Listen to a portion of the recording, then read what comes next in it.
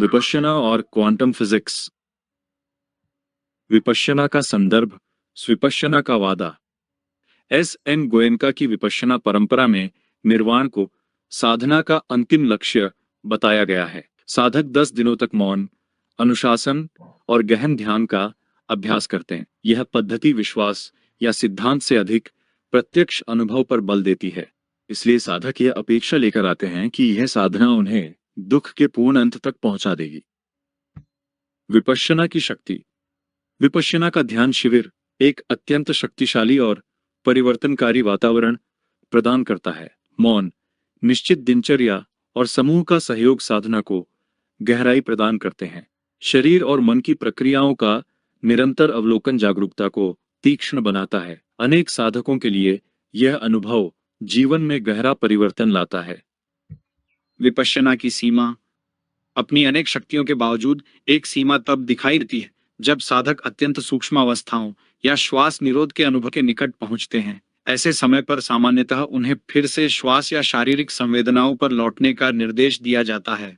इस सीमा के आगे जाने के लिए कोई वैकल्पिक मार्ग प्रायः नहीं बताया जाता, इसलिए पूर्ण मुक्ति का वादा कुछ लोगों को अधूरा प्रतीत हो सकता है। आपका विरोधाभास।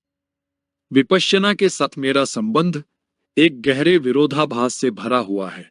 मैं इसकी कठोर साधना, अनुशासन और जागरूकता बढ़ाने की क्षमता का सम्मान करता हूँ। साथ ही कुछ महत्वपूर्ण चरणों पर इसकी सिद्धांतगत कठोरता मुझे सीमित भी। यह साधना बहुत कुछ देती है, लेकिन एक महत्वपूर्ण दहलीज पर रुकती हुई प्रतीत होती है। यही द्वंद्व मेरे अनुभव का हिस्सा बन गया है।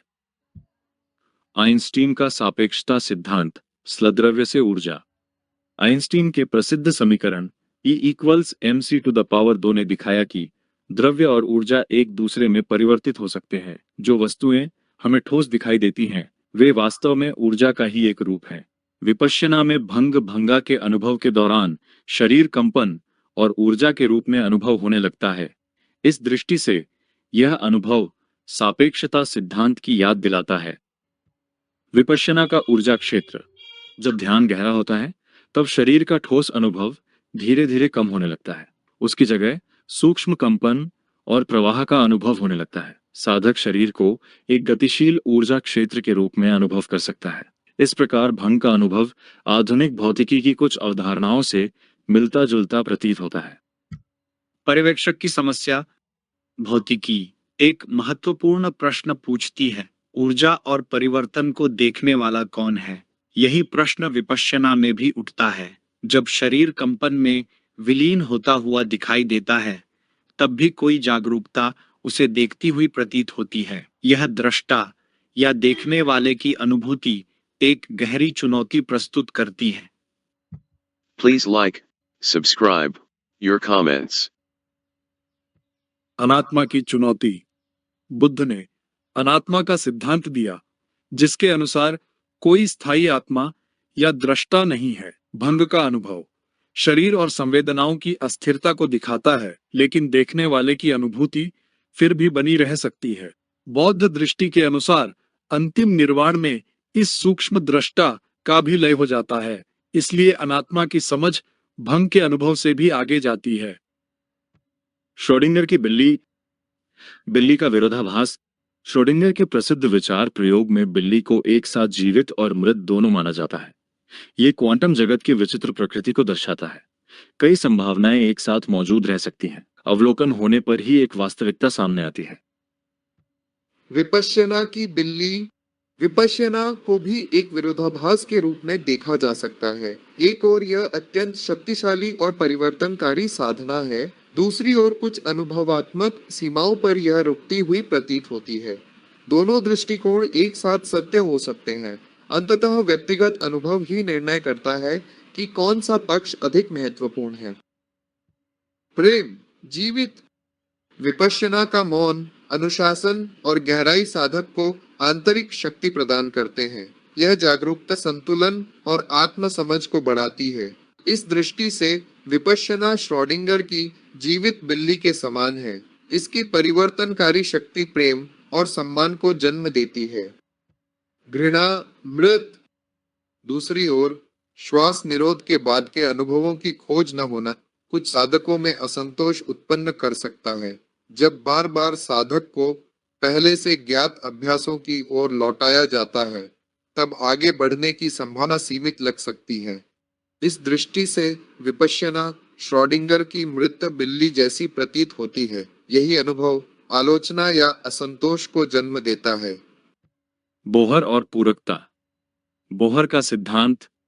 नील्स बोहर ने पूरकता का सिद्धांत प्रस्तुत किया। प्रकाश कभी तरंग की तरह और कभी कण की तरह व्यवहार करता है। दोनों दृष्टिकोण अलग दिखाई देते हैं, लेकिन सत्य को समझने के लिए दोनों आवश्यक हैं। इस प्रकार विरोधाभास एक गहरी एकता में बदल जाता है। विपश्यना की पूरकता। विपश्यना को भी पूरकता के सिद्धांत से समझा जा सकता है।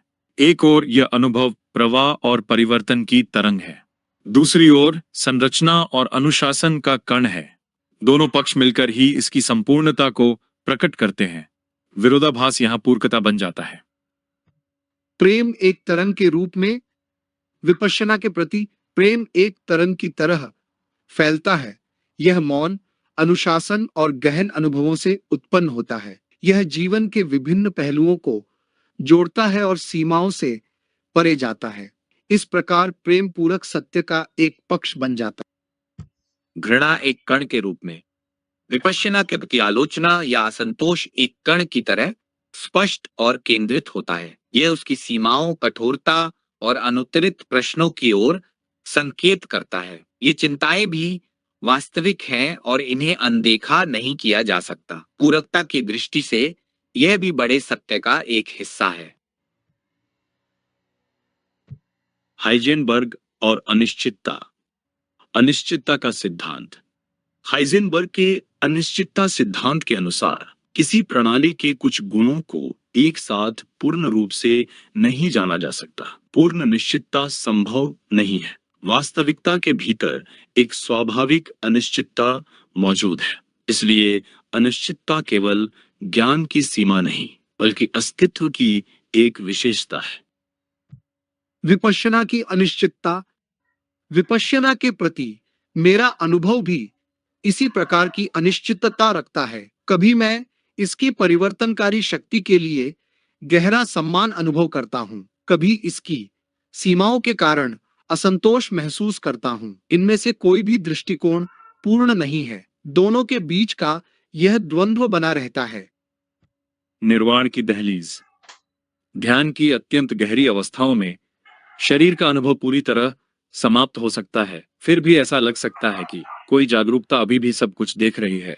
यह संकेत देता है कि स्वयं की एक सूक्ष्म भावना अभी भी शेष है। सच्चे निर्वाण में इस अंतिम अवशेष का भी विलय हो जाता है। समापन संदेश। प्रेम और घृणा दोनों क्वांटम शून्यता में विलीन हो जाते हैं। विपश्यना को एक महान संभावना और एक महत्वपूर्ण सीमा दोनों रूपों में देखा जा सकता है। सापेक्षता, क्वांटम विरोधाभास, पूरकता और अनिश्चितता जैसे वैज्ञानिक विचार इस अनुभव को समझने में सहायक रूपक प्रदान करते हैं। विरोधाभास को समाप्त करने के बजाय उसे स्वीकार करना ही गहरी समझ की ओर ले जाता है। इसी स्वीकृति में एक नई मुक्ति का जन्म होता है।